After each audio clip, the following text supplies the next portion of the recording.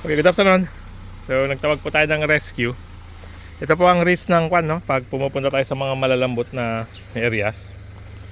So, dahan-dahan po nating ina-atras pero talagang naghukay siya ng naghukay.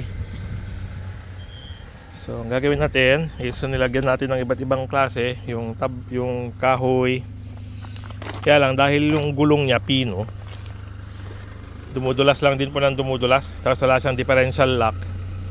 So umiikot na lang yung isang side. So trinay natin atras abante pero talagang hindi na po siya makagalaw, na stuck siya sa kanya, sa lugar niya.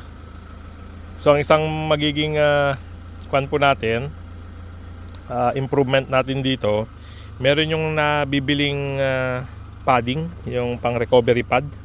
Meron po tayo ng dalawa sa Jimny, kaso hindi naman po natin dala. So maganda lang na meron lang din dito sa Grandia, lalo pag pumupunta tayo sa sites na ganito, mga loose gravel. Iba po yung kwan nila rito, ng lupa, konting baba tapos konting kayod, lulubog na. So kahit dahan-dahanin natin na umalis, talagang maghuhukay po siya. So yan po ang magiging isang improvement natin dito sa Grandia. Magdala lang ng recovery pads, dalawa. Lalo na mas prone po sila sa balaho dahil 2-wheel drive. Wala pong recovery ng pantulong ng 4-wheel drive. Okay? So ngayon po pag magtutulak, maghahanap lang po ng area na medyo matigas-tigas. Kasi ang challenge dito, pag nadiinan yung area na malambot, lumulubog po. So maghahanap po tayo ngayon kung saan sila pwedeng magtulak dito. Normally pwede po dito. So ibababa lang yung salamin. Yan, then dito po sila magtutulak sa may pilar kasi matitigas po itong mga frames na to. And then dito sa door frame. So iwasan po nating magtulak dito sa harapan ng hood kasi malambot po itong mga area na to, madaling lumubog. Okay, so ang gagawin natin, yung mga tutulong, bukas natin to. Then dito, pwede po silang magtulak dito, tumulong dito. Okay? So, yan po yung mga pwede nilang pagtulakan mamaya. So, hintayin lang po natin sila. Okay? Salamat po.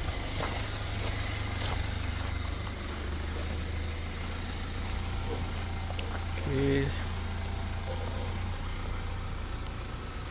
So siguro po magtingin tayo ng gulong na pwedeng ipalit dito na mas may grip.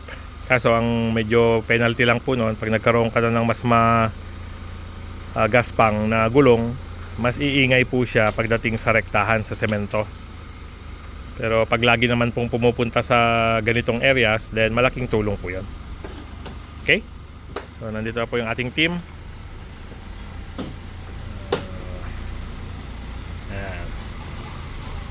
Patulong lang tayo. Patulong muna. Okay? Sige, tika. Tika lang yan. Salat. Okay. Salat. So, ang gagawin natin, ang tulak dito. Pwede. Sa mga frame tayo magtutulak, huwag harap ng hood at lulubog. Ayan, sa mga kanto-kanto. Okay? Dito. Yan. Dito sa frame. Wag dyan pa yan, Ramil. Dito na lang sa kabila. Okay, lang ha. Walang paa. 1, 2, 3, go. Yan. Bante ko na, bante. Okay. Bante ko na, bante. Okay. Pag sinabi kong 1, 2, 3, 1, 2, 3, wala ba tayong pala dyan? Hukayan lang natin konti. Nakalahati na.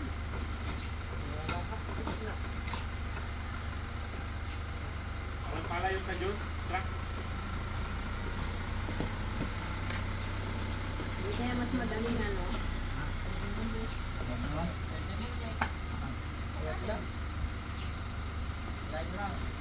Oo, sayad na. Sabayad ba? Sayad na, sir.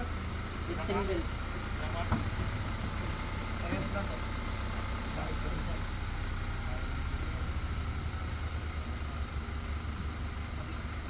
Opo, sir. Mas mahal na dito.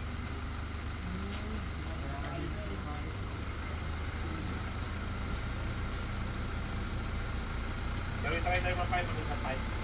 Okay? So, ako magpukumpas ng 1, 2, 3, sabay-sabay para yung pwersa. Dali lang, dali lang. Yan, ibante ko muna konti para makabuelo tayo. Okay? Kaya, isa, dalawa, tatlo, push! Okay, okay. Dito, dito. 1, 2, 3, push! Up.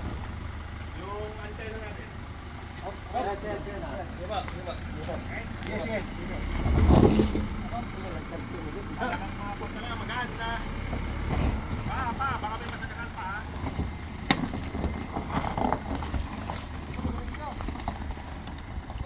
Okay, thank you. Gusto na pala.